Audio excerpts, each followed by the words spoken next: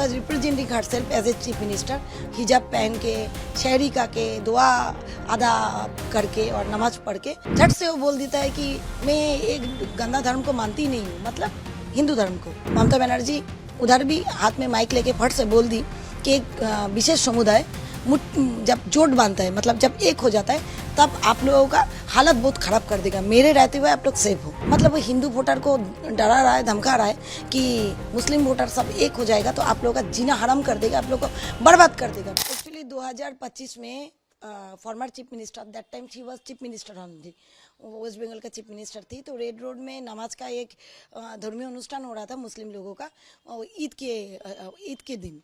उस टाइम पे she was representing herself as a chief minister, हिजाब पहन के, शहरी का के, दुआ अदा करके और नमाज पढ़ के वो उस जनसभा में झट से वो बोल देता है कि मैं एक गंदा धर्म को मानती नहीं हूँ, मतलब हिंदू धर्म को। तो उस टाइम पे मैं थाना गई, साइबर ब्रांच गई, मेरा एफआईआर नहीं लिया गया। प्रधान नगर थाना का अंडर में मैं पढ़ती हूँ, जुडिक्शन मेरा वही पड़ता है। उस थाना का जो आईसी था वो पुलिस का, वो तृणमूल का उर्दीधारी गुंडा हिसाब में काम करता था। वो मेरा प्रीवियस एक्सपीरियंस भी सेम था। उसने मुझे फिजिकली भी धक्का दिया, मेंटली भी धक्का दिया। वो मेरा एफआईआर रिसीव नहीं किया। साइबर ब्रांच सिलीगुड़ी, वहाँ 7 दिन मेरा एफआईआर रहा, ना जीडी रिसीव किया गया, ना मुझे एफआईआर नंबर दिया गया। लास्टली 1 हफ्ता बाद बोला गया हाँ हम लोग नहीं ले पाएंगे। तो मैं वेट कर रही थी कि ठीक है, कभी ना कभी सरकार चेंज होगा, अपराध तो किया है, तब जाके मैं कोई स्ट्रिक्ट एक्शन लेने का लिए प्रशासन को मजबूर करूंगी। फिर मैं चुपी थी। 2026 का विधानसभा इलेक्शन से पहले अप्रैल महीना में धर्मतला में धरना मंच में ममता बनर्जी उधर भी हाथ में माइक लेके फट से बोल दी कि एक विशेष समुदाय जब जोट बांधता है, मतलब जब एक हो जाता है, तब आप लोगों का हालत बहुत खराब कर देगा। मेरे रहते हुए आप लोग सेफ हो। मतलब वो हिंदू वोटर को डरा रहा है, धमका रहा है कि मुस्लिम वोटर सब एक हो जाएगा तो आप लोगों का जीना हराम कर देगा, आप लोगों को बर्बाद कर देगा। मैं हूँ तो मैं चीफ मिनिस्टर हूँ बोल के उन लोगों को समझा बुझा के शांत करके रखा हूँ।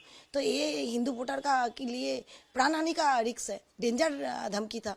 और हिंदू धर्म को पूरा विश्व में हिंदू धर्म हमारा एक अलग लेवल का है, मतलब उसका सम्मान, उसका काइंडनेस, उसका स्नेहशील क्षमता, उसका जो साइंटिफिकली जो आइडियोलॉजी है, सबको पूरा विश्व में उसका एक प्राधान्य है। कितना सारा कंट्री का तो संवैधानिक पद में जो लोग है वो लोग हिंदू धर्म को अपनाया है, अपना धर्म छोड़ के। वहाँ पे मुख्यमंत्री खुद बायोलॉजिकल एक हिंदू ब्राह्मण फैमिली से आती है।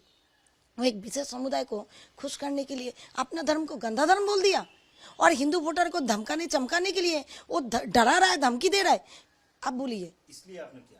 हाँ, यही 2 कारण से। मैं भी हिंदू हूँ, मुझे डर लगा कि आज अगर ममता बनर्जी हट जाएगी तब तो मेरे ऊपर अटैक होगा, क्योंकि बीइंग हिंदू मैं डरती हूँ। दूसरा, मैं हिंदू एक्टिविस्ट होकर काम करती हूँ, मैं हिंदू धर्म के लिए, हिंदू भाई बहन के लिए मैं लड़ती हूँ, लाभजात का लड़के लोगों को बचाती हूँ, सबको पता है।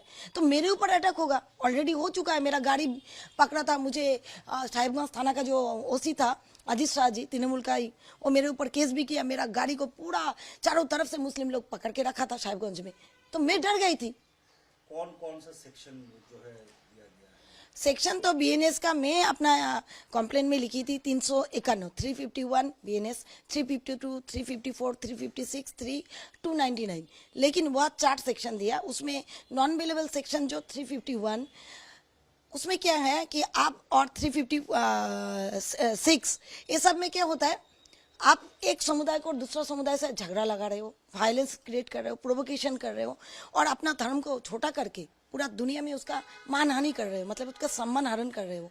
तो कुछ अवेलेबल है और नॉन अवेलेबल ही है। 351 तो नॉन अवेलेबल ही है।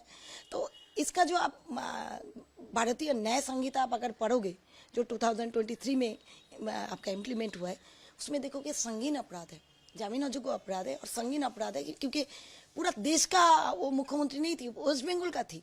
वो पूरा देश में जितना हिंदू धर्मावलंबी है सबको इंसल्ट किया, और हिंदू वोटर्स को इतना धमकाया चमकाया, जबकि मेजोरिटी हिंदू ही है। अब क्या चाहती है? अब मैं चाहती हूँ उनको 2 चीज़ सिखाने। फ्रीडम ऑफ स्पीच का एक बाउंड्री होता है, संवैधानिक पद में रह के आपको कलर, कास्ट, धर्म देख के बात नहीं करना चाहिए। फ्रीडम ऑफ स्पीच का भी एक लिमिटेशन होता है।